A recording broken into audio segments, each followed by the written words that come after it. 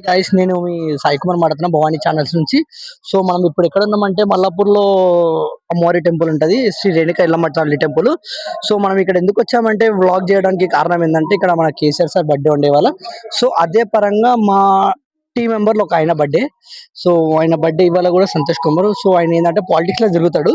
So మనకు పరిచయం చేద్దాం. చలో కమ్ బ్యాక్. చూసుకోండి గైస్, మీరు చూసుకున్నట్టయితే పార్టీ జరుగుతుంది ఇక్కడ. ఎలాంటి పార్టీ జరుగుతుంది మీరు చూసుకోండి. సో ఇప్పుడు మనము తెలుసుకుందాం ఎలాంటి పార్టీ జరుగుతుంది, ఏమేమి జరుగుతున్నాయి ఇక్కడ, ఎంత బడ్జెట్ వచ్చింది వీళ్ళకు. సో మనం ఇప్పుడు మాట్లాడేది దాసరి రాజు సార్. నమస్తే సార్.